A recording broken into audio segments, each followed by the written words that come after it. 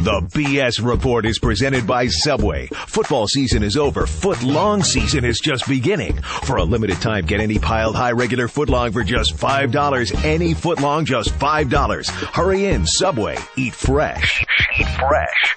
The BS Report is a free-flowing conversation that occasionally touches on mature subjects. First of all, This is the BS Report with Bill Simmons. it might be cool, I don't know. And if it's not, I don't The care. BS Report with Bill Simmons. Bill Simmons works for ESPN. He's also named the sports guy, and he writes a Chronicle sports column. He must be a popular dude. The BS Report. It's got a real dirty sound, like a rusty steak knife cutting through a well-aged steak. Now. Here's Bill Simmons. Welcome to the BS Report. We have on the Subway Fresh Take Hotline. My old boss is on the line. Jimmy Kimmel, what's happening? I don't think of myself as your old boss, but thank you. How are you? I'm doing good. We had a little podcast difficulties. You were very gracious to hang on. But you have stuff to plug. I do. I have a lot of plugs. You have a show to plug. You have... I want to tell you some things, though, first. Okay, what are they? Well, I went to the Vanity Fair party after the Oscars. You did? Yes, I did. That's like a big celebrity party. Yeah, I technically wasn't invited. Sarah was invited, and I went with her. But, Oh, nice. I figured you would enjoy hearing about it. Yeah, let's hear about it. Well, I met Gayle. Oprah's Gayle?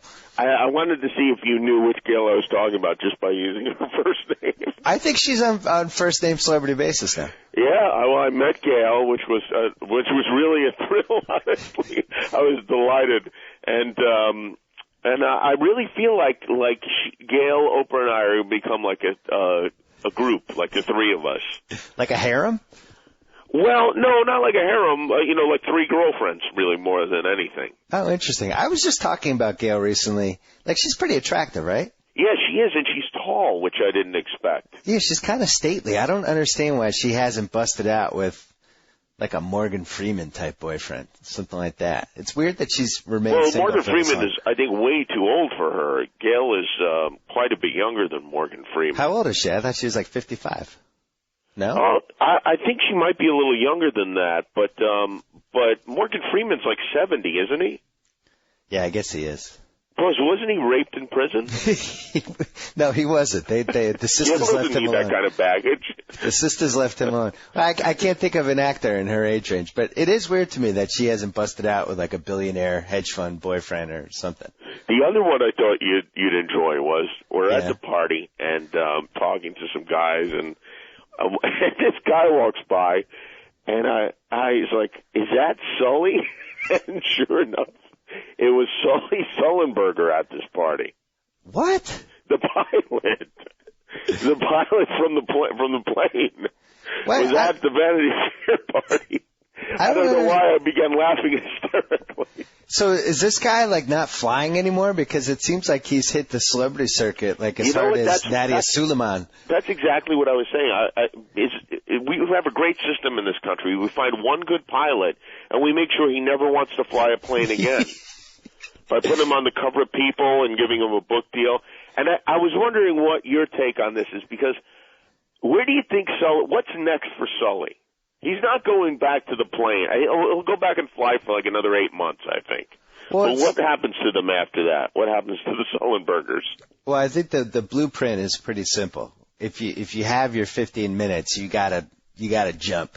You gotta take advantage at that moment. But at first it seemed like he wasn't going to be that guy. At first it really seemed like he wasn't interested in that stuff. And I don't know, maybe I was just imagining it, but it seemed like he was holding back because, like, we didn't see him on Tyra, for instance, which I think was good, But we will. But yeah, I think now that we will. And I believe that here's what I think is going to happen for Sully. I think he'll write a book, obviously. Yeah. But I think he'll make a series of recordings where he reads the Bible on tape. That's interesting.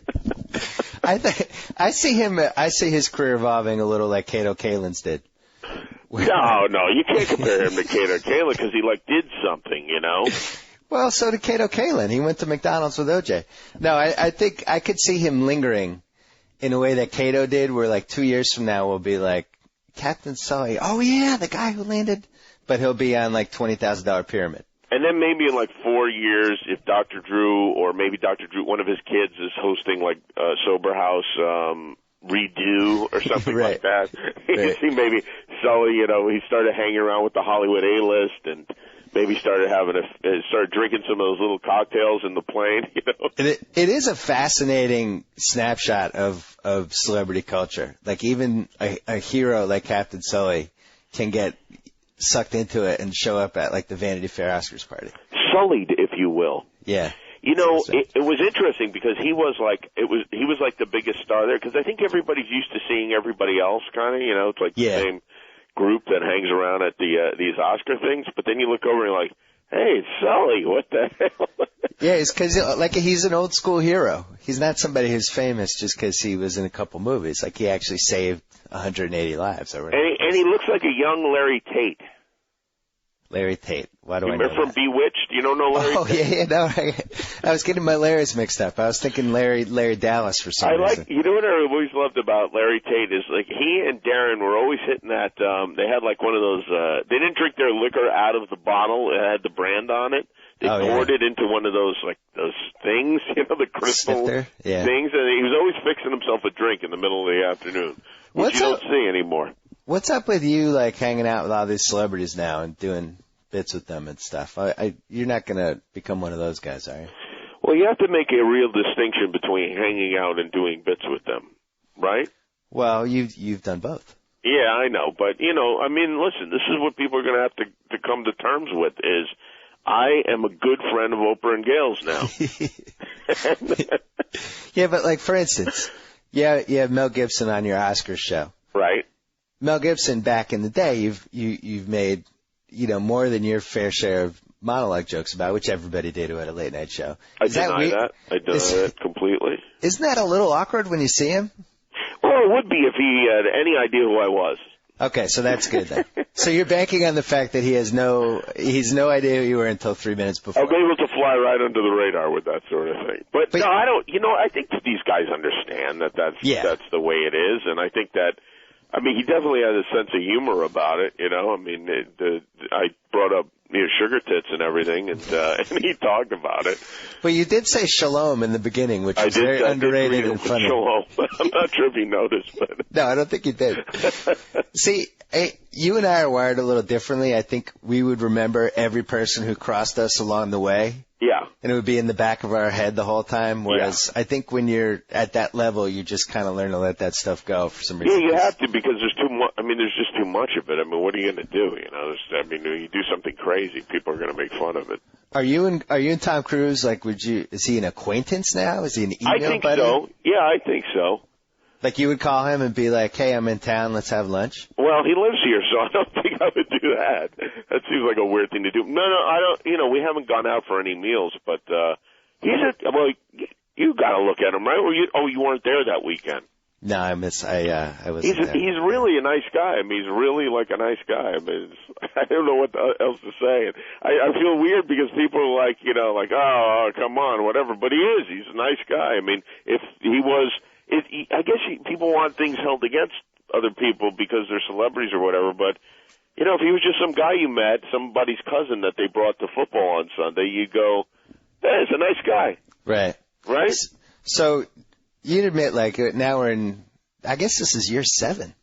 It's year 7? Yeah, this is year 7, yeah. I haven't been on for 7 years. This is the beginning of year 7, yeah. First month of year 7. The show's a lot more fun to host now that you have guests that are really fun to talk to, I would guess. It's a lot easier than, you remember at the beginning just the look on the audience's faces when I had to explain who the celebrities were each night. Right. There's a look of disappointment, like I'd invited them to a bad party or something, Right. You told me Naomi Watts was going to be here. And instead, we've got I Love New York's New York. Right. But it definitely it's easier for sure when there are big celebrities on the show. Or you even have to explain everything and start from scratch, Even worse, there were the non-celebrities that you didn't have to explain because their gimmick was in their name, like the Armenian comedian. It's pretty. You don't have to explain the Armenian comedian. I stand by the Armenian comedian, and I'll be honest, I miss having him on the show. I really do. Why isn't he on the show? Well, you know what? It's something that I find funny and almost no one else does. And at a certain point, you have to kind of come to terms with that and say, this show is not for you, it's for others. Yeah, it's a very limited audience. Well, I spent a day on a shoot with the Armenian comedian, and I still remember it vividly 6 years later. One of those life-altering moments. Tell us about your YouTube page. Oh yeah, we have a YouTube. It's a channel, actually. They call it YouTube channel, which has all Jimmy of your Kimmel Live. So you plug in Jimmy Kimmel Live on YouTube. Yeah, and then you go to the channel. All your latest bits are up. It has our Mel Gibson thing. Did you see that? Yes, we should talk about the Mel Gibson thing. I thought it was fantastic. You did basically, it was called The Colonel. And it was like a parody of Braveheart and The Patriot, but it was about Colonel Sanders. Yeah, it worked out well. I know it doesn't sound that good, but it came out pretty great. It was funny. How did you convince him to do it? Like, what does Mel Gibson have to gain at this point in his life to be in a bit like that? Well, first of all, free chicken. Okay. But no, he read the script and he thought it was really funny, and that's really what made him do the show. And we shot that whole thing. He got here on Sunday at like 4:00, and we shot that whole piece and aired it that night after the Oscar show. So when you say he read the script, you sent it to like his agent, like an advisor? Yeah, his publicist. So this is something that happened to you ever since the Matt Damon and the Ben Affleck videos, where now publicists are using you guys. They're almost like pitching their clients a little bit, saying, "Hey, Mel would love to do a video with you guys," because they know it would make them seem a little hipper. Well, publicists are always using us. I mean, that's the point of the whole thing. But they didn't approach us. We approached Mel because we were trying to think of somebody that would be big and interesting to put on Oscar night. Right. And we can't have any of the nominees or the presenters because they're over across the street. So we were looking for somebody that was a movie star and that was big and would also be interesting, because there are a lot of people who are big but aren't particularly interesting. So we called Mel Gibson and said, "Would you be interested in doing something?" And they said maybe, and we said, "All right, well, we're going to send you a bunch of ideas," and we sent a bunch of ideas over, and they liked the Colonel idea, so we wrote it out, and they really liked it, and he came and did it. Well, it's interesting, and I remember from the first year on the show, because there's like a domino effect with the celebrities and the publicists, where you just need to make that little inroad, and then that leads to another inroad, and then it just kind of keeps going and going. I remember the first year we thought when we got Britney Spears on, remember that? It was like October or November. Oh, yeah. We thought, all right, this is it. This is the tipping point for us. Here we go. Yeah. And then like the next week we had, Corolla on as an emergency guest on like a Wednesday, but it's one of those things though, like the Damon Affleck thing, that got the dominoes going. It definitely got the ball rolling in a good way, Yeah. But it's still some nights, it can be challenging, but it's people trust us now that we can make a funny video with their client in it. Yeah, you've mastered that genre. Well, are you worried now about? It's kind of been a shakeup with the late night scene. Leno's going to 10. Conan's going to 11:30. Jimmy Fallon starts next week. Well, first of all, I didn't know any of this. Yeah, I'm sorry to break that to you. It seems like I don't know if it affects you or not. Like, I can't figure it out. Well, I think, everything affects everyone else kind of, but I'm not worried about it really. I'm in a good spot right now, and we'll see what happens, and it's either gonna, it's one of those things, like if you go to 11:30, either it's gonna go great or it's gonna go horribly. I could continue here at midnight indefinitely, but then you wouldn't know. You wouldn't know if you could. You know what I mean? It would just be hanging over your head a little bit. But I wouldn't have to sell my house, so that's the other good thing. Yeah, that's true. So by the way, the house is coming along beautifully for football next season. Yeah, you've moved addresses. I am putting in a 108-inch Panasonic television that will be split into 4 quadrants with one game on each quadrant. It's unbelievable. Well, you know what? We lose something in this, though. And maybe we don't lose anything. Well, we lose Corolla because he'll never show up again. Yeah, you might be right. We may never see him again. But I mean, we literally may never see him again because now that he's podcasting, if his CBS pilot doesn't make it, we literally might never see him again. He just might not leave his house. That show's making it one way or the other. We're gonna force that thing on if we have to take somebody hostage. So okay, good. All right. So the TVs are coming along. The new house is coming along. The television is coming along. There are couches in. I'm thinking of maybe some massage/hooker staff members maybe adding that next year, upping the ante a little bit. When do you find out about 11:30? When I find out, I don't know. When is that decision made? There's no date on anything like that. I mean, it could never happen. It could happen tomorrow. Yeah, but it would make sense for it to happen in the next couple months before. I think there's like a lot of debate about that because it's like, do you want to get mixed up in the group when everybody's changing, and it becomes not a big story? Or do you want to wait, or what do you want to do? Or do you want to get a 2-month head start? Exactly. But the important thing is I have no vote in it whatsoever. So I'll just do what I'm told. The decisions are made for you. Exactly. Well, save a spot. I want to be in Act 5 when my book comes out. Yeah, well, that's fine. You're in, but, you're going to have to be nice to the celebrities when they come on because these are my dear, dear friends. And when I come on, I fully expect you to show the clip of me tripping the last time I came on. Which I've never seen you happier, I don't think ever. Well, it was great, too, because you were so nervous about everything, and rightly so, because this is a group of animals we work with here. Yeah, I wasn't nervous about the live TV part. I was nervous about what are they going to do to me. I felt like I was walking to a torture camp or something. It really was unbelievable. It was almost like Sal is controlling the heavens or something, Well, I'm sure in late October when I come on, I'm sure something horrible is going to happen to me. To this day, you and Ralphie May are the only two to ever trip on the show. That's true, but when he tripped, it caused a 2.9 earthquake. It made a dent in the world. That was the greatest moment of Sal's life. I don't know if anybody people listening, I'm not sure if they know who Ralphie May is, but he is a comedian who is maybe 400 pounds. Rotund. Oh, I think maybe, I don't know what his weight is now, but at the time, he was at least that. And he didn't just trip. He went down. He fell on his head and shoulder, basically. And then he claimed that he did it on purpose, which I still find hard to believe. But yeah, I find that hard to believe as well. All right, well, we'll have you. Unfortunately, we want to talk to you longer, but we had a little difficulties. You got to start your show. YouTube, Jimmy Kimmel Live and all of the clips, basically, just bookmark it, and you can catch up on the show if you don't have a TV or TiVo. Yeah, okay. Yeah. All right, well, we'll talk later. Good luck with the 11:30 thing. I'll give Sully your love. All right, thank you. Talk to you later. All right, it's been almost a week and a half, and we're still sifting through the fallout of the whole A-Rod scandal. We had our buddy Jacko on early last week to talk about it. Then he went away. He fled. He fled countries. He went to another country to get away from it. Now he's back. So let's call him at work and see what his spirits are.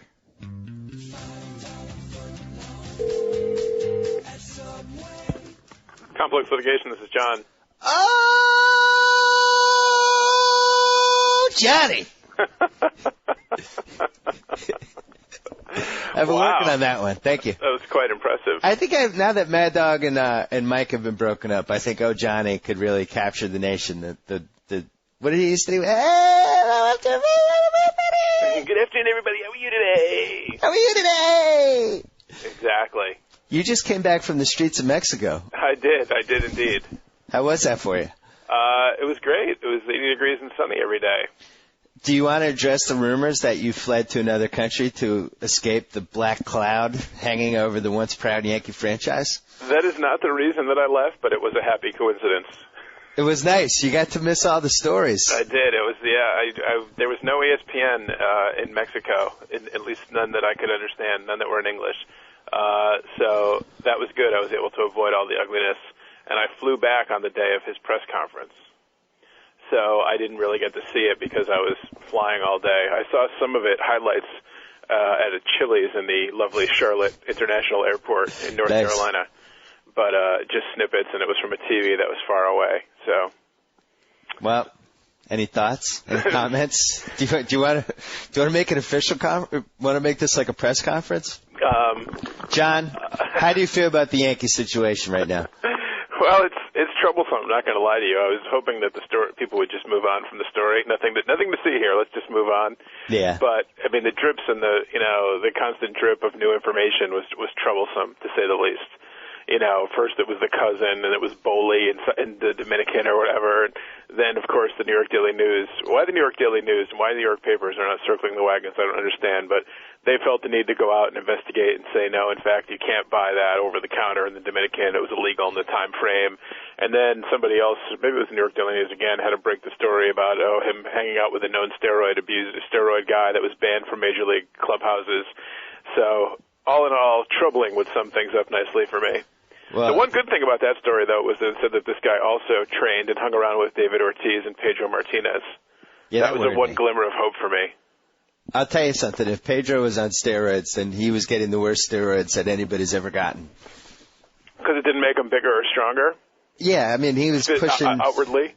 He was about 170 pounds, soaking wet. I know that he struck out were. 17 Yankees at Yankee Stadium in like 1999 or whenever that was. I know he was juiced up then. It had to be. What I hate about this whole story is, like, every time I even hear a glimmer of any of my beloved Red Sox, I just find myself going back in time. And now, the Pedro thing, he was linked to that trainer, and I'm thinking, like, yeah, 2003, he did get a little bigger. He was more sweaty I'm looking for all these dumb signs for something that I've already buried 6 years ago. I hate this. Well, the whole thing, I mean, I've said this before, and maybe I'm an idiot, and I'm sure you'll get 20 emails that you'll kindly forward to me saying, yes, in fact, he is an idiot. But I can't really get that worked up about the steroid thing. I really can't. I mean, if steroids are this wonderful panacea and you just have to take them and you're an instant major leaguer, I would use myself as the example. You could shoot me up on all the steroids you want. I still am not going to be able to hit a 98-mile-an-hour fastball. Yeah. You have to have some innate ability. And I think back to when you talk about Manny Alexander being a Red Sox who was found with syringes in his glove compartment or whatever. So if steroids were so wonderful, then why didn't Manny Alexander make it in the major leagues? Why didn't he hit 50 home runs when he was like a known steroid user? Why did Brady Anderson have the 1 year of 50 home runs when obviously he was juiced?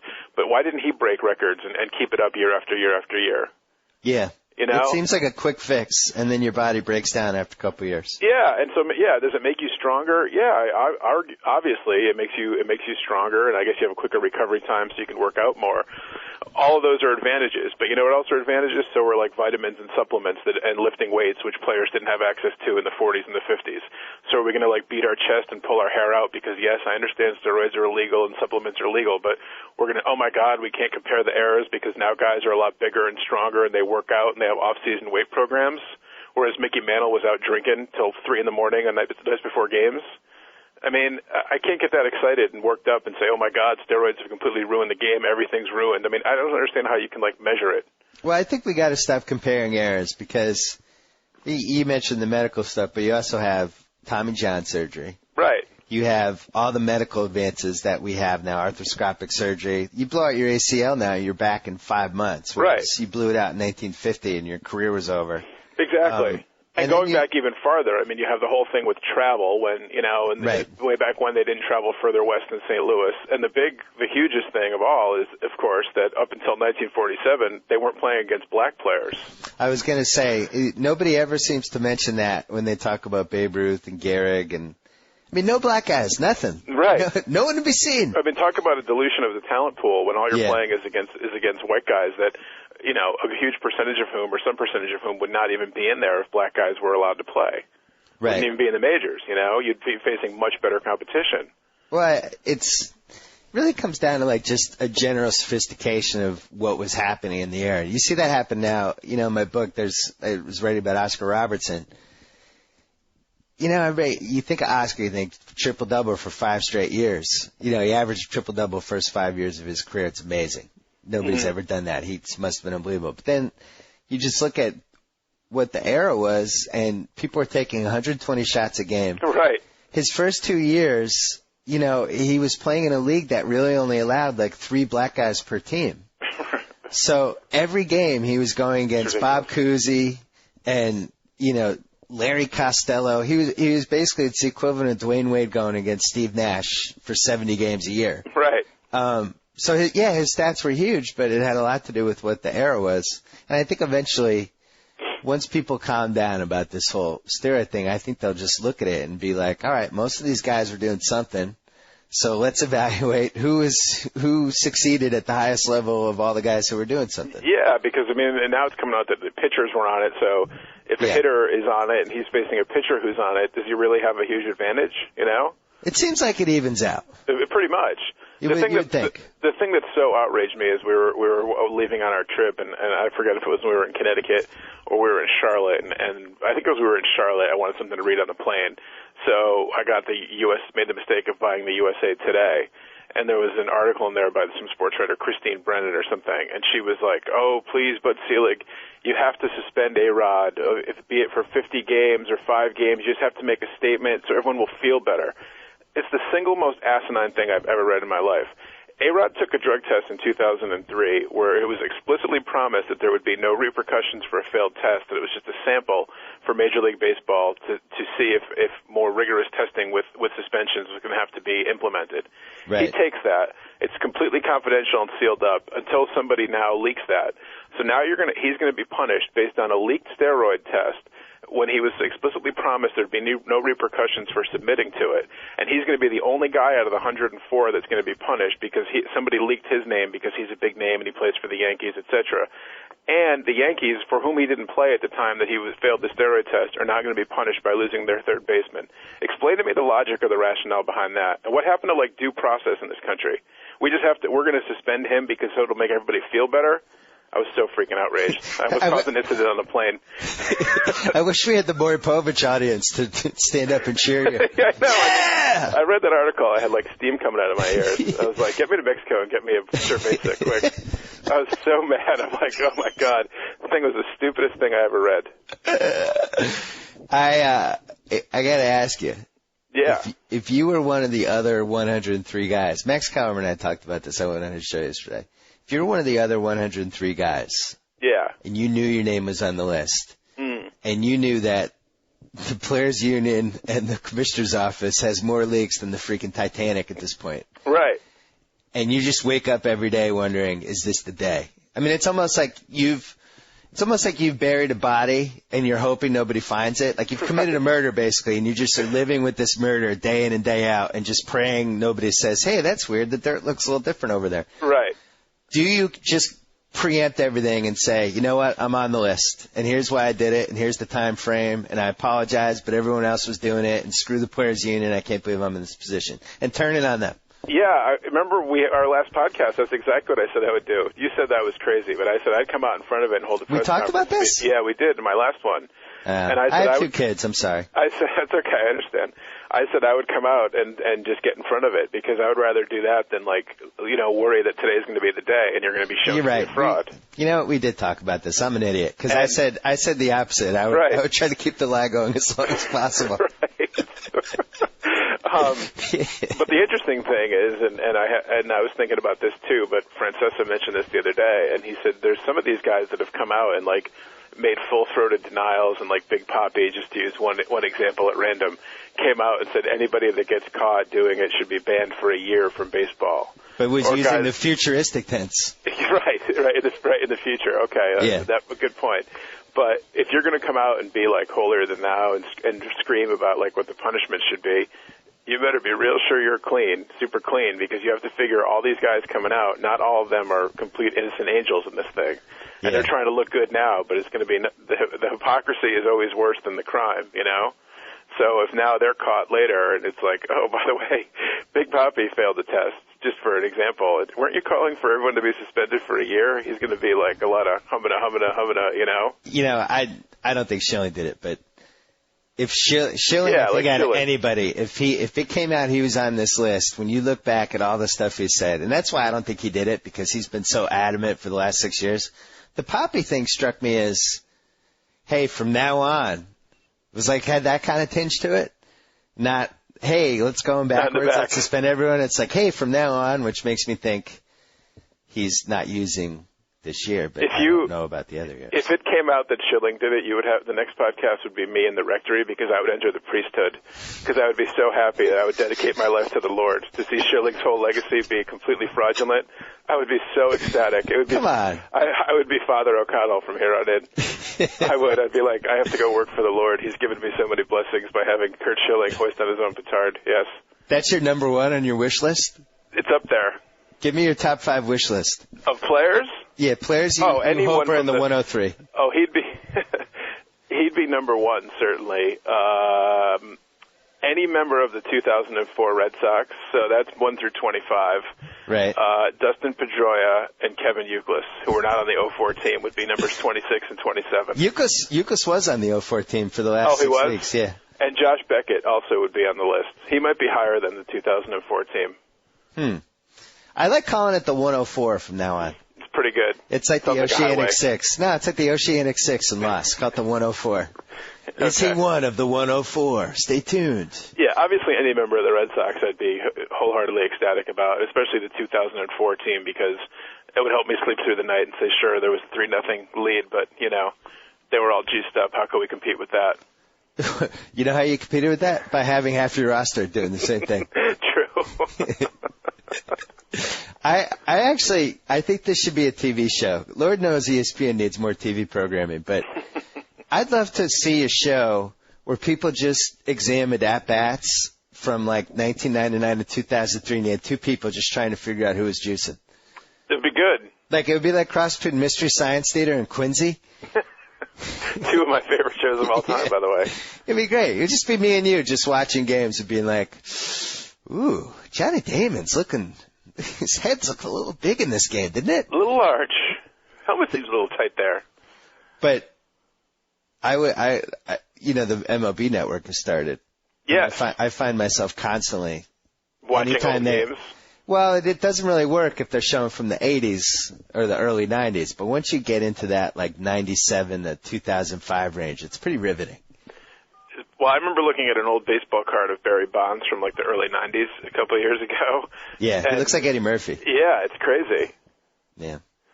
Well, Sad. I'll tell you one thing. It's kind of tempered my enthusiasm for the 2009 season. Really? Not that I don't love baseball and not that I'm excited about the Red Sox, but I'm so tired of reading about it and hearing about it and just having it linger over everything. I just want to like have my fantasy draft and watch Red Sox games. Can we just do that? Can I just watch 162 Red Sox games, please?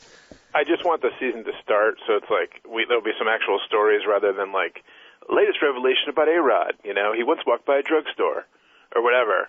Right. A-Rod's cousin speaks next on Nightline. I know, exactly. It's like enough already. No mas. We can all agree that A-Rod handled this poorly, though, right? What's that? Oh, yeah. Oh, God, yeah.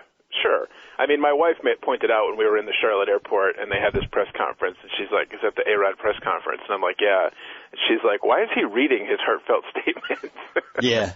I'm like, well, it's a fair point. If you would think that if you were speaking from the heart, and obviously the thing was written by a team of people at Scott Boris's agency, you would think that you would speak from the heart and talk about it without having to read some lawyered up statement. Yeah, he was more coached than Gary Condit during the Chandra Levy investigation. Exactly. Yeah, it's pretty depressing. It's sad. Hey, Jim Calhoun. Ah, yes. He's caused a major controversy in your beloved state of Connecticut. It's true. And I'm in the distinct minority on this in Connecticut because, well, I'm used to being in the minority when it comes to UConn because I'm not a UConn graduate. So I don't really root for UConn basketball. Wait a second. You hate UConn basketball. Let's be blunt. That's true. I was trying to be A-Rod-esque there in my statement, but you outed me. Yes, I loathe UConn basketball, and I can't stand Jim Calhoun. Right. So understand that I'm not a good messenger on this, that I am biased, admittedly. But and I really have no dog in this hunt, as the old saying goes, because the guy that was questioning him is like some member of the Green Party, so he's like half a communist. And he's like a known like rabble rouser in Connecticut. So I did some Googling on him, and it seems like he's a professional agitator. Yeah, he like disrupted the governor's inaugural a couple of years ago. All that was a little hyped up. He got arrested. He shouldn't have been arrested, but he was like trying to hand the governor like leaflets as she marched down the street and stuff. And it was like take it down a notch, Chief, you know? Right. But he asked Calhoun this question, and Calhoun, I thought, just, like, came off so badly. I mean, just so badly. The merits of his question notwithstanding, that was such a bad answer. I mean, it was just so condescending and arrogant, and just to be so dismissive and be like, I can't give a dime back because I want to retire. Really, Jim? You have deals with Comcast and Dunkin' Donuts and Nike, and you make $1.6 million. And the first thing he said is when the guy's like, 1.6 isn't enough, he's like, I make a lot more than that. I mean, that didn't really? That didn't come over well. Really, Jim? And the state does face like $1 billion deficit this year and $6 billion over the next 2 years. They're talking about layoffs and raising taxes and what have you. And Jim's like, nope, not a dime, not a penny.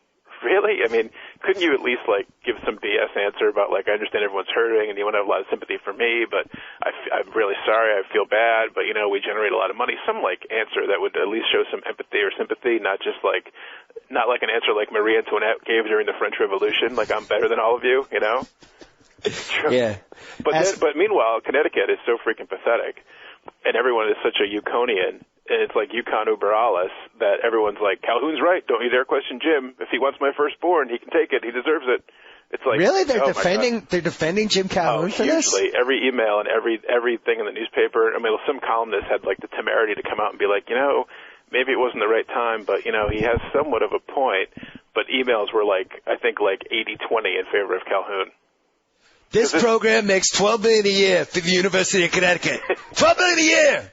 Which turns out not to be true, by the way, because that doesn't factor in the expenses. Like that's their revenue, but there's also the outlays that they have to lay out. Yeah, so, I was wondering about that figure. So he's talking like 12 million gross, but not exactly, not net, because because they have to spend like $6 and $7 million on like travel and promotion and everything else. So and another $2 for paying off players. Oh, I know. Another get the emails ready. Another $2 million to pay off lawyers when they steal computers. We're going to hear from the fans on that one. Yeah, it's all jokes. It's all jokes. It's just comedy. It is funny that he's become the national treasure of Connecticut. Him along with Gino. Yeah, he makes the same money, Gino, which is even more ridiculous because at least men's basketball makes some money. Whereas women's basketball, I mean, you know, it's not bringing in $12 million. I'll tell you that. But they sell out though, don't they? Probably, but you know, at Gamble, I don't know if they sell out the Civic Center. And I mean, and in terms of like TV ratings or what have you, I mean, they're on public television, so it's not like there's like any, you know, there's not like there's any TV money there. I don't know, maybe there is. Maybe it's the same thing for like their tournament as it is for the men's, you know. But this thing happened on Saturday, right? Yeah, and that's the other thing. Everyone's like, oh, it was an inappropriate time to ask the question. Well, it's a press conference after a game. They beat Southern Florida by like 15 points. It's not. I could see him being fired up if the guy asked him a question after they lost to Pitt. Yeah. And then Calhoun would have like just killed the guy. He just would have killed him, literally, like just ended his life right there. And of course the state would have defended Calhoun and be like, well, it's a bad time to ask that question. Yeah. But after you beat South Florida, we just had to pull a little editing. Jacko got called into work. Got called into duty. First time in history. Thank God we have Joe Mead as our savvy editor who's going to make it seem like that was a seamless transition. I know he'll blend it seamlessly, and no one will even be able to find any problems, any breaks in the action. Johnny, I've figured out a way for you to bump your Facebook group number, which is now up to almost 4,000 people. It's crazy. And you can join the Jacko Facebook group simply by searching for the word Jack-O. And that will do it for you. And we're going to lose a lot of Yukon people now that I've bashed Yukon. I'm going to lose a lot of numbers. So. See, I feel the opposite. I think you declare war on Jim Calhoun, and then people will debate it on your Facebook group whether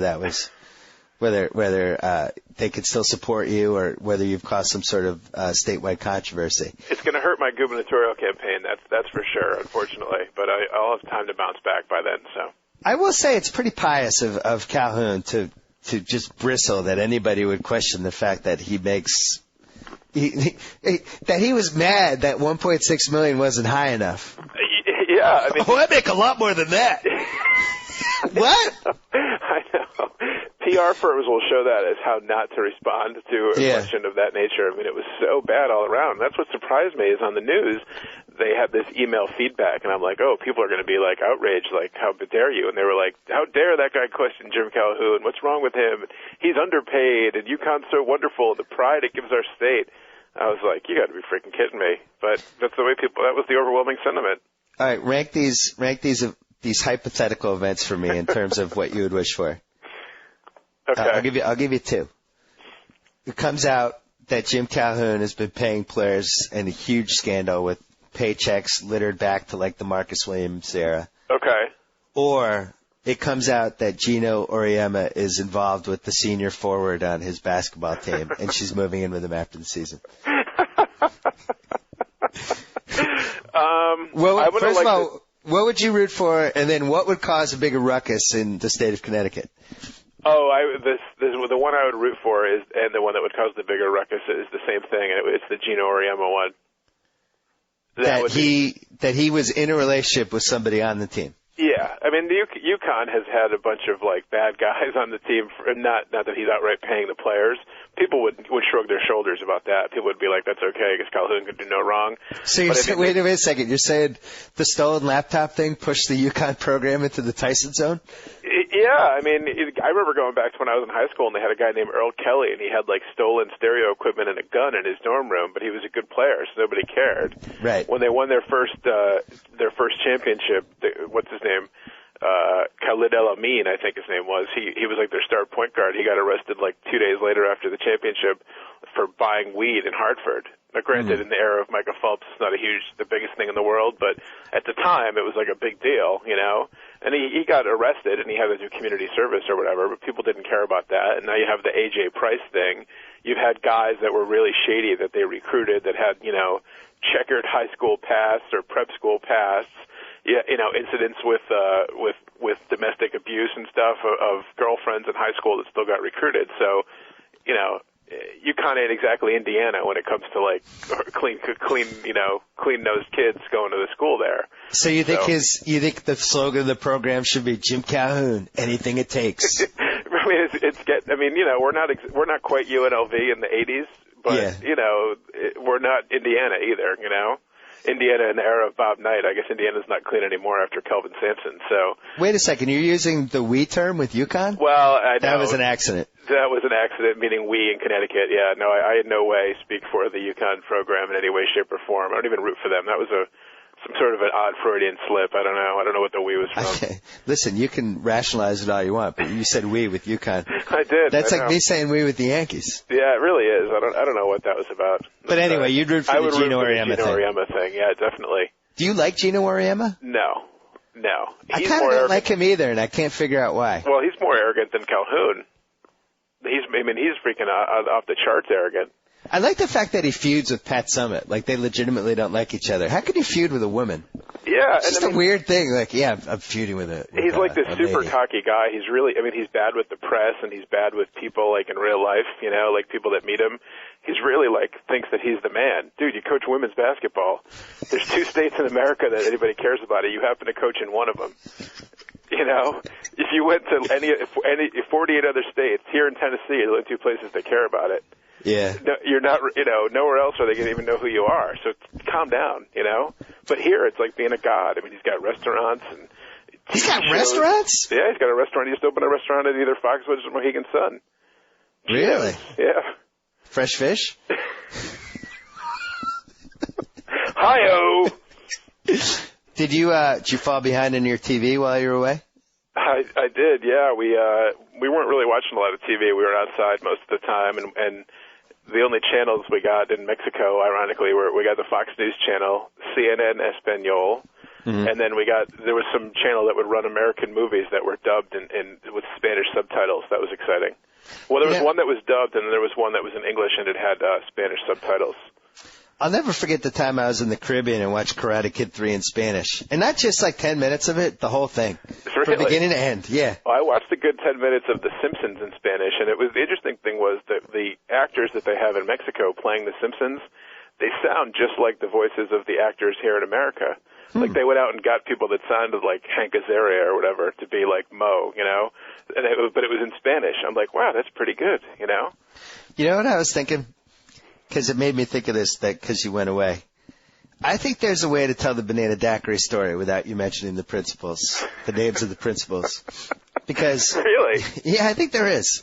You and I went away to the Bahamas our sophomore year in college. Right, with two other guys. It was me and you and the Worm Sean Krause and the idiot Chip Can. That's right. And a couple other people from our school, who we won't name, were joining us on the trip. And one of the guys was somebody who lived on our hall, who we really liked, but had kind of gone in the theater direction. Right. And we were a little concerned about the theater direction as it compared to his relation with us. Right. It wasn't really our scene. So, we're not really that artsy. Yeah, we weren't that artsy. We shot video in college, but it was more video of people throwing up and stuff. Exactly. All of which I'm very proud of my work in that end. Oh, we've nothing to apologize for. So we're a little dubious, and so we're on the beach. Why don't you pick up the story from here? Well, we didn't really know about these two guys and like what direction they were going in or what have you. Not that there's anything wrong with that. We weren't sure their relationship to each other. We were 19 years old. It was all new to us. It was 1989. It was a different time. We weren't sure of their relationship in general and to each other. Right. So at some point I ended up on the beach. It was just me and the two of them, I think. And I think the rest of you guys, the other three of you guys, you'd gone off to like the market or you went to go buy beer or somewhere. You weren't on the beach with me. No, I think you had gotten so badly sunburned that you were like just trapped under a palm tree. I was probably wrapped like in a blanket with a big hat and sunglasses on because I got 4th degree burns. But somehow I ended up on the beach with these two guys. And I remember I was like laying down reading a book or something. And all of a sudden I heard one say to the other one, "What is that?" And the other one, I was like, "Oh my God, please tell me it's not what I think it is. Like, what could it possibly be?" You screwed up the story. Huh? You screwed it up. I knew I should have told it. Yeah. No, that's the way it went, though. No, you were hanging out with one of the two, and the other one came back. He walked back towards you, and he had a big drink. It was a big pineapple. Yeah, that but he at was the time I didn't sipping know it was a drink. Like I didn't know what it was. I just heard, "What is that?" And then I looked up, and then he had this big, huge drink and a pineapple with like 8 umbrellas in it.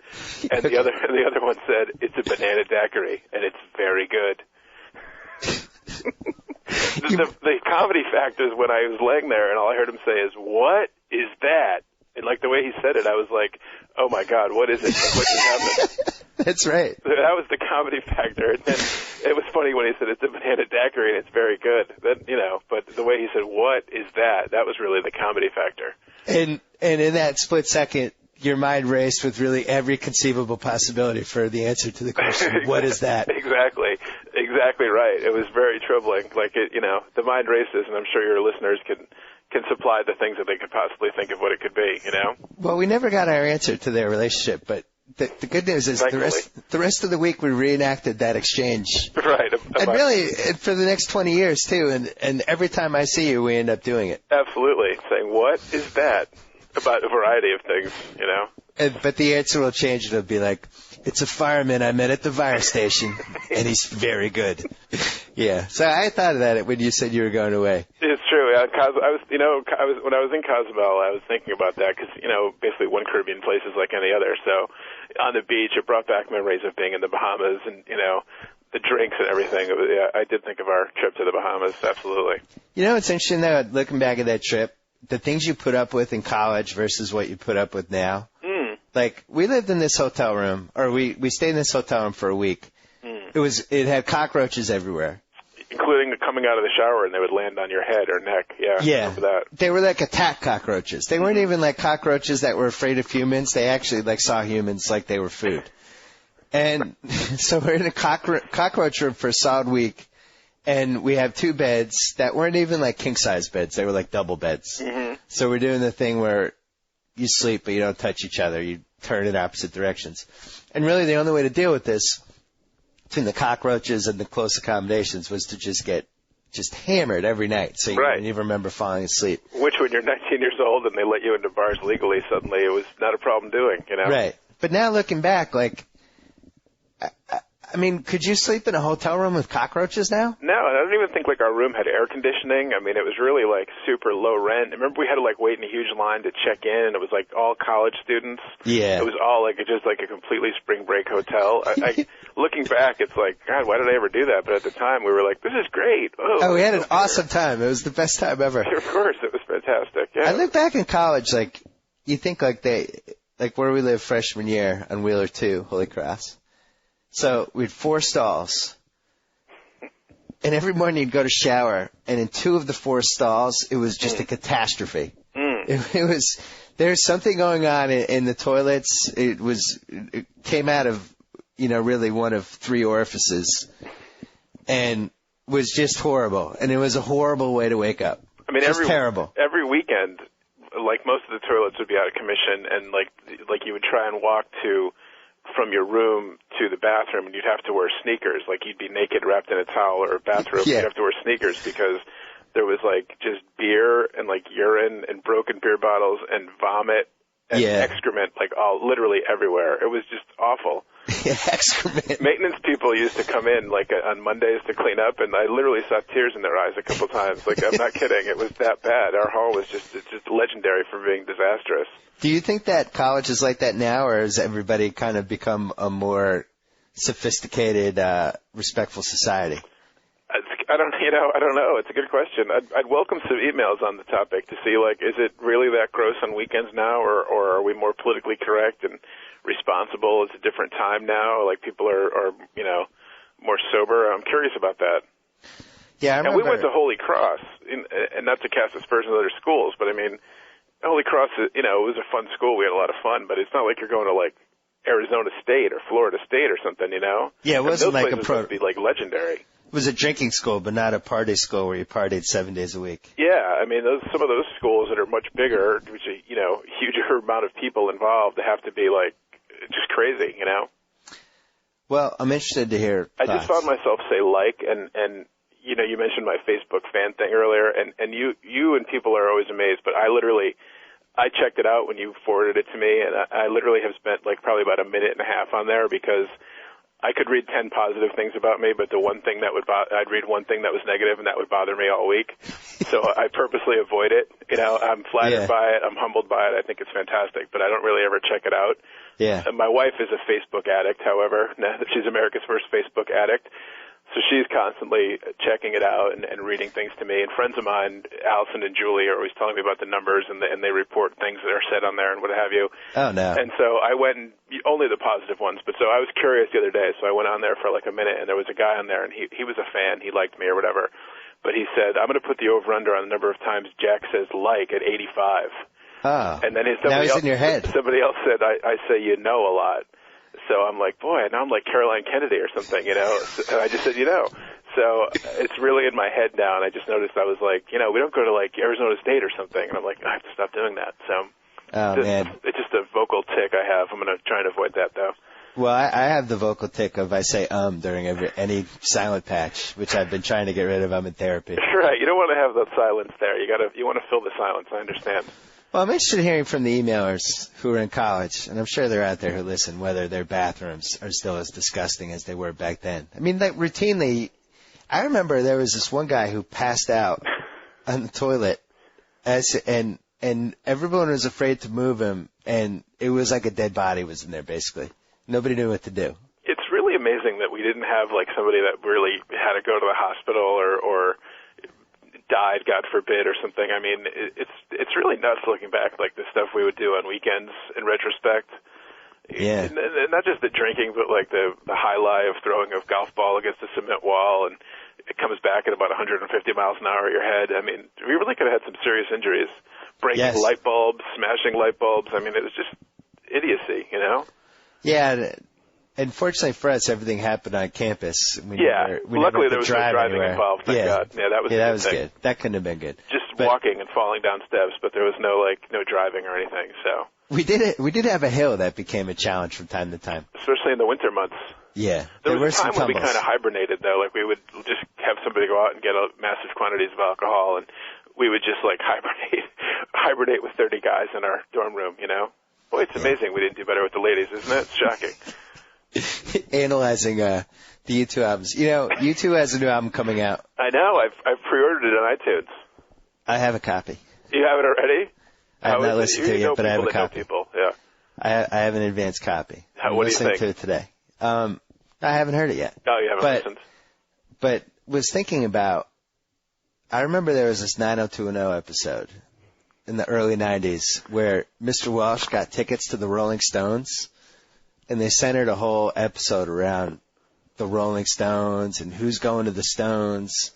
And I was like, maybe like 21, 22 at the time, 23, I don't know. Mm-hmm. And I remember thinking, this is so lame. No, the Rolling Stones are so not cool. Like, this is just terrible. This show's Jump the Shark. I didn't know what the term Jump the Shark was at the time, but whatever. We didn't have it then, right? Yeah, whatever phrase I would have said, I just can't believe this. How could they do this? Nobody likes the Rolling Stones anymore. And it kind of frightens me that people under 25 potentially think that about you too. Oh, I'm sure they definitely do. Yeah. And they opened up the Grammys or something a couple weeks ago, and there's probably a lot of kids that were like, who are those guys, you know? Yeah. I just use weird. like and, you know, in that sentence. That's two for out there, folks, for those of you on Facebook. Johnny, get them out of your head. Sorry. Get them.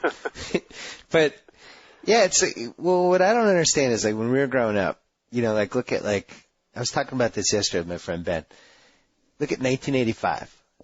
So, you have Bruce Springsteen, you have Michael Jackson, you have Huey Lewis, you have Cyndi Lauper, you have, or Cyndi Lauper? I just said Cyndi Lauper, like the guy said it in Just One of the Guys, and when he said it wrong, I've now adopted his mispronunciation of Cyndi Lauper. Huey Lewis, there's like three other, there's like 8, Lionel Richie. Yeah. There's like 9 or 10, Madonna. Sure. 9 or 10 musicians that were like just in the pop culture, what's the word, zeitgeist? Zeitgeist? Zeitgeist? Yeah. Another mispronunciation. What about Ray Parker Jr. and Ghostbusters? Ray Parker Jr. But music felt like musicians were bigger back then. I look at the people who are successful now, and I know like Rihanna and Chris Brown, like that's been a huge story. Right.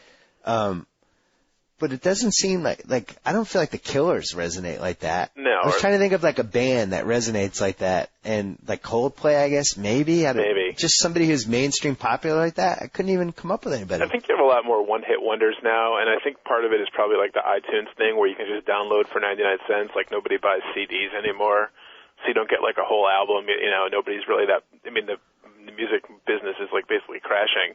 Right. So you can just download a song. It's like a digital jukebox on your iPod, like you said.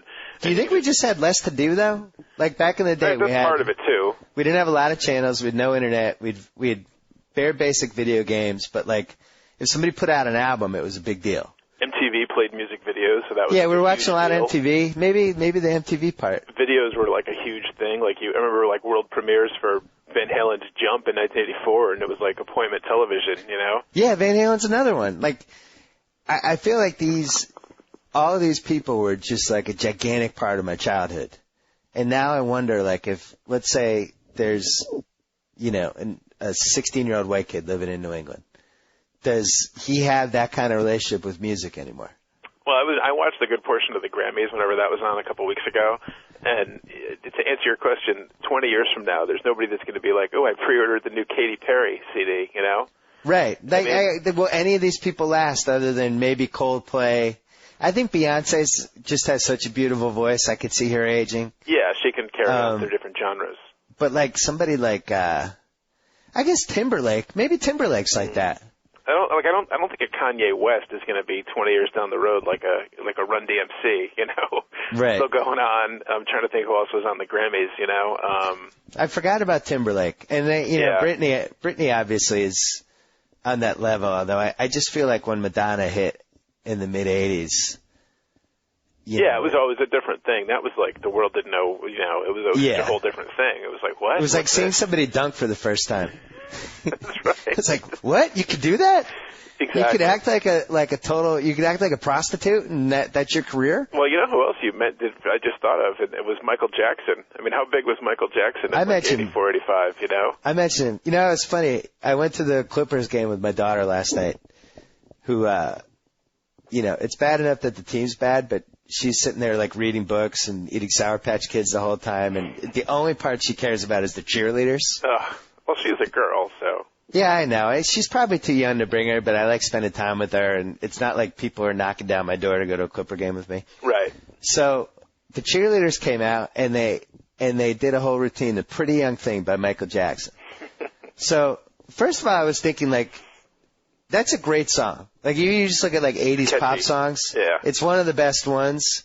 And I don't even think it was, like, the number 4 release on Thriller. No, you're So right. then I was thinking about, like, what an amazing album Thriller was at the time because it had, like, eight number 1 hits on it or something. Mm-hmm. Pretty Young Thing was like the, I'm trying to think, like the Tony Kukoc. If that album was the 98 Bulls, that was like the Tony Kukoc of that. It couldn't even start. So I was thinking about what a cool song it was, and then I started thinking, did he write this song about a little kid? Yeah, it's a good point. I was going to say that song has a little added irony now, unfortunately. Yeah, because when I watched that, or when I heard it when I was 15 or 16, you'd think, yeah, Michael's Think about a young woman, yeah. Michael's getting it down, lady. He's talking about a pretty young thing, yeah. And now you hear it, it's like, was this song about Emmanuel Lewis? I really hope it wasn't. Yeah, But really. Good it's point. really, it was like the whole thing was jarring, and then I was just thinking about how gigantic Michael Jackson was. Yo, he was huge. You can't get bigger than that. I don't think no celebrity in our lifetime has ever been bigger than he was in 1985, in my opinion. And he basically has dropped like 5 atomic bombs on his whole career and legacy, as it turns out, because now everything is tainted. Well, then I was Stuff he did thinking, in the past, you know? well, I was thinking like my daughter will be, like she's 5 years away from me being able to have an intelligent conversation with her about this guy meant something back when I was your age or whatever. Mm-hmm. I think it'd be impossible to explain the Michael Jackson thing to anybody if they've seen what he's like now. Oh, yeah. He and O.J. Simpson have really done a number on their legacy, you know? Yeah, but the OJ thing, at least you could say, just point to the one incident. Right. But with the Jackson thing, you kind of had to be there to see the 10-year path of just going the wrong way and just becoming like an oddity. Yeah, plus He's like a circus oddity. It's troubling talking to your kid about that. She's got to be much older to really wrap her head around it, you know? Yeah. Well, I could tell you one thing. My son will never go to the Neverland Ranch. Thank goodness for that. All right, Johnny. All right. Pitchers and catchers have reported. Yes. And I read on the internet that the Yanks' new ace, CC Sabathia, not only does he have Oakland Raiders season tickets, but he traditionally starts tailgating at 7 a.m. for Sunday games. Is that true? That's true. I read it online. He can get 2 meals. You eat breakfast at 7 and then lunch at 12. I'm going to be honest with you. I don't feel good about either of those things, that he has Raiders season tickets or that he starts tailgating at 7 a.m. I'm not going to lie to you. Like, there's $160 million invested in him, and he's out there getting his McFadden jersey on, at 6:30. It's not making me feel good. Should we make a pact not to discuss steroids again when we talk about baseball? Yeah, let's just move on. Let's just talk about the season. That's a beneficial pact for me because none of the Red Sox have emerged on the list of 104 yet. You're right, but I'm willing because there'll be more drips about A-Rod and whatever, and Cano, and he was implicated with the guy from the Dominican, so, yeah. Well, I guess we'll have to talk about it when the Yankees and Red Sox play, and actually their first game is 2 months from today, April 24th. The fans in Boston, that'll be a huge deal, the steroid thing, so. Oh, you think we'll have a reaction? I think there may be a comment. There may be a comment or two. Yeah. They just give me some chanting? Maybe one or two. Maybe a shirt. Maybe a shirt or two. All right, Johnny, hang in there. Talk to you later. All right, buddy. See ya. See ya. Bye-bye. All right, couple emails before we go. D. Strickland from Illinois took issue with my comment that the 1998 Bulls had the worst 2-12 squad ever to win an NBA championship. I think I said this in one of the podcasts last week. He said, might want to do some research before throwing out such a reckless opinion. Scottie Pippen, Dennis Rodman, Ron Harper, Kukoc, Kerr, all of a sudden nothing. Here's the thing about that 98 title. Pippen was a mess. His back went out. I can't remember what series it was, but it either went out in the finals or before then. But he had a terrible, terrible, terrible playoffs for him. And by the last few games of the finals, was just limping around and couldn't bend over. If you watch the famous game with Jordan's last shot, Pippen can't even bend over. And that was the second best guy on the team. Now, Rodman, I'm looking up the playoff stats right now. Rodman ended up having a terrible playoffs. His rebounding stats were down.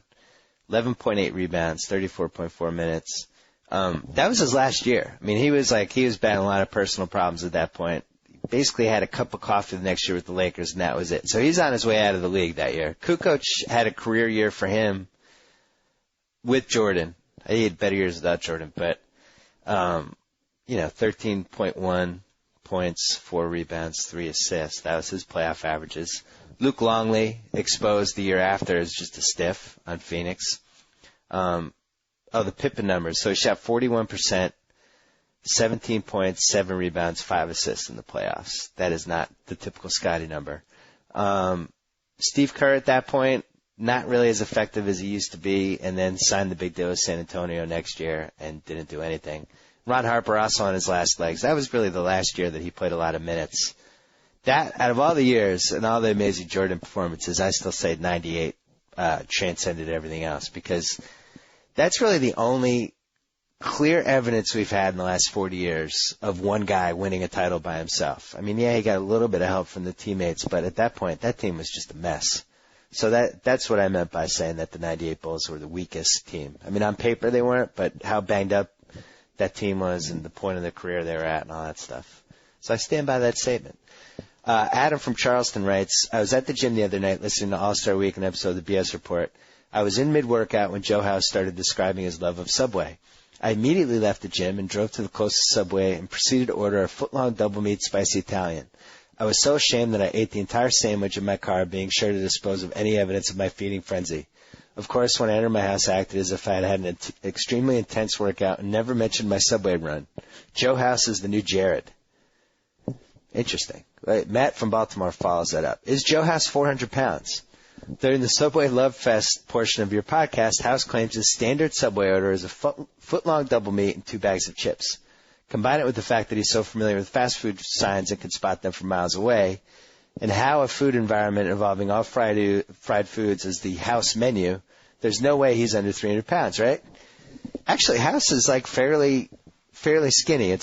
He's been a physical marvel for years and years, and I've probably spent 300 to 400 hours discussing it with my friends that one man could eat this much and not be 400 pounds. We've never fully been able to figure it out. I remember in All-Star Weekend in Los Angeles in 2003, I had some of my friends from the Celtics organization. We were out late night with House, and we went to Mel's Diner, which is a place in Hollywood, to get a late night meal. And House ordered like an omelet and open-faced turkey, and then got a milkshake, and just plowed through it. And people were in awe, like literally in awe. Like I've never seen people at a table feel like they were part of something that was bigger than them, and that's really what happened. The thing with House is that he'll finish like the 2 plates off with a milkshake.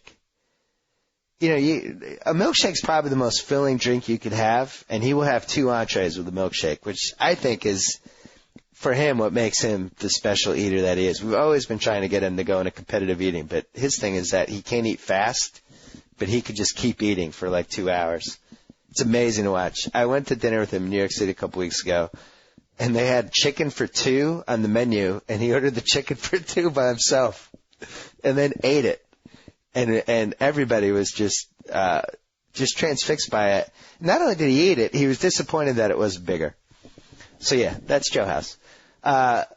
Ken from Pembroke writes that in my podcast last week with Chris Connolly, we were talking about the obvious athlete comparison for Sean Penn. He says that it has to be Andre Agassi, and we got a ton of emails about this. I'm giving Ken credit because I think that was the first one I read, but I like that for Sean Penn. I think Andre Agassi is the nice call there. As Ken puts it, flashy hype beginning of a career, shakes up the establishment, then disappears, makes you wonder if he's squandering his talent, and then he turns into the professionals pro. Nice way to put it. You even had a little controversial celebrity marriage in there. Sean Penn had Madonna. Andre Agassi had Brooke Shields. Andrew from Franklin says, I'm listening to your podcast with Chris Connolly, and I'm appalled that he may even suggest that Shawshank is not universally loved. Every single person I know has ever seen it. Every single person I know that has ever seen it loves it. I had a girl over my place the other night. We watched it, she loved it, and proceeded to have sex with me. Shawshank is nature's most powerful aphrodisiac, and I will not have it taken in vain. I agree with you, Andrew. And, I've been torturing Chris by email ever since, and I think other people have been torturing him, too. I think he's now reevaluating his whole Shawshank take. He's not blaming it on the fact that Frank Darabont, the director, has never approached the quality of that again and is just claiming that it's a fluke. I don't know what that has to do with the movie. Next time we have him on, we'll torture him about it again. Joey from Jamestown, Rhode Island, decided that he was going to take it upon himself to get to the bottom of the John Tesh air dribbling mystery from the magical YouTube clip where John Tesh plays Round Bowl Rock. He emailed the Tesh Media Group, which you can reach at tesh.com, and asked them, was he dribbling or was he playing the piano? And here's the response he got back from somebody named Christina. Hello, Joe. Thank you for your email and your question. In the beginning of the song, before he plays the piano for the NBA theme song, he is dribbling a basketball. I hope this has settled your debate, and thank you again for listening. Have a wonderful day. I guess that settles it. I still don't blame myself for thinking it was the piano, but whatever. Speaking of Tesh, Sean from Groton sent along a story that I thought was funny. Hey, Bill, funny story for you. I listen to your podcast at work where they have every website imaginable blocked. If I come across something I'd like to check out, I jot it down on a Post-it note, put it in my pocket, and check it out when I get home. This time it was to revisit the John Tesh clip so I can investigate the air dribble piano quandary. Also to see two guys that look like they're going to make out and to see how much funnier it was on mute. Well, when I got home from work, the note fell out of my pocket as I was coming out of the apartment building. Lo and behold, as I'm leaving my apartment this morning, someone had found the note and stuck it to the wall. There was my Post-it note reading, and this is what the note said. John Tesh, dribble ? Piano ? Guys making out, listen on mute. So he said, I can only imagine what was going through people's minds as they saw this. That's fantastic. I mean, can you imagine picking that up? John Tesh, dribble piano, guys making out, listen on mute. I love that. Mike from New York had an interesting idea. He said, this is kind of random, but I think it would be a great way to raise some dollars for the Jimmy Fund, my favorite charity. Auction off an acknowledgement in your upcoming book. Highest bidder gets his or her name mentioned in the acknowledgements. It wouldn't detract from the book. It would be near the end. And why wouldn't you do this? I don't know. That's interesting. I mean, it does seem like a little self-serving to be like, hey, my book's coming out. You get an acknowledgement and give money. But at the same time, who knows? It's money for charity. I have to think about that and figure it out. Then finally, Danny from Westchester writes, I'm 13 years old. I never really liked podcasts for ESPN guys as a whole because they're so long and I have little time to listen. Over February break, I've made the time, and I'm nothing short of completely and utterly addicted to listen to a middle-aged man ramble on about pointless sports musings, make references to people and movie 10 years before I was born, and talk with D-list celebrities. Just exhilarating. I'm going to say that was a backhanded compliment, Danny, but thank you. Thank you for your nice words, and I'm glad you enjoyed the BS report. My question is, how does he have little time to listen when he's 13 years old? Don't you have tons of time when you're 13 years old? At least I did. Anyway, we'll be back tomorrow. We have a celebrity guest. I'm actually excited about this one. I won't tell you who it is until So I get to sign off. Whoa! Thank you for downloading the BS Report with Bill Simmons. Too much fun. Check out more podcasts at the iTunes Music Store or at Pod Center at ESPNradio.com. Peace out.